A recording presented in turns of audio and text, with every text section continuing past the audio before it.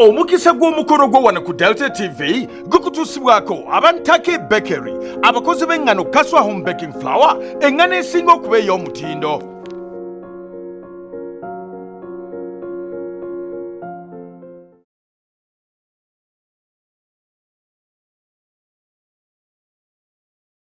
Andaba era ampuliriza ku Delta TV ndi Reverend Festo Kalungi mu kanyemero kaffe kano Omukisa Gw'Omukono gwo.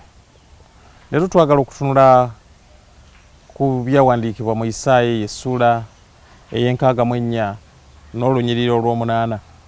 Isaaya nga yeeteeka mu mikono gya Katonda ng'agamba nti bino ffe tuli mirimu gya mikono gyo. Isaaya agamba bw'ati nti naye kaakano Ayi Mukama ggwe kitaffe ffe tuli bbumba naawe mubumbi waffe naffe ffenna tuli mulimu gwa mikono gyo. Tosunguwala nnyo nnyini Ayi Mukama so tojjukira butali butuukirivu ennaku zonna. Laba tunula tukwegayidde ffe tuli bantu bo.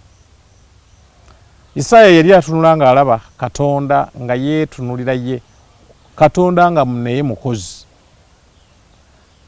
Oyinza okuntunulira kati nga gw'oluganda toyagala kukola. Abamu balowooza nti abagagga tebakola, naye tukirabye nga abagagga be basinga okukola. Katonda ye mugagga asingayo obukulu naye akola. Isaaya kyava agamba tuli mirimu gya mikono gyo. Isaaya ne yeeteekayo n'amanya tuli mirimu gya mikono gyo. Omuyimbi omu yayimba yagamba nti nno Mukama nga bw'oyagala era bw'oba okola, kubanga nze ndi bbumba Yesu ggwe mubumbi.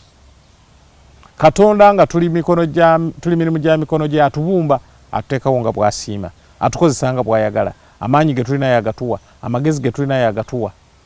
N'olwekyo gwe abeerawo n'olowooza nti oliwo ku lulwo olaba weetonda wekka, waliwo ennaku zino abeekolako ne beezigula. Katonda nga alabika yabakola bubi, ne beezigula kkala ne bazigula ebirala, naye tuli mulimu gwa Katonda, tuli mulimu gwa mukono gwa Katonda. Katonda kye yakwata n'atonda yeffe, product ye yeffe, buli kye tukola Katonda ye yasalawo.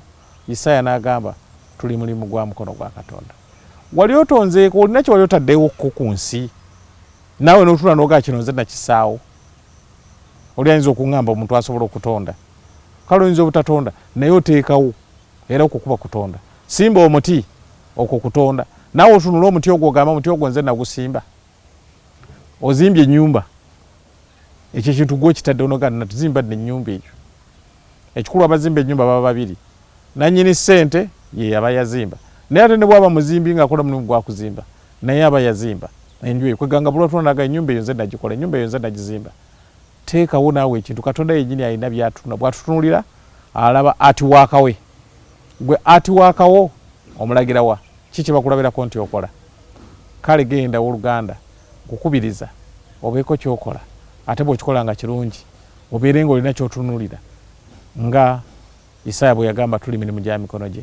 Naawe omulimu gwo emikono gyo gibeeko kye kyali gisaawo, ogenda okuva mu nsi muno ng'olina kye wali otaddewo. Mukama akumpeera omukisa.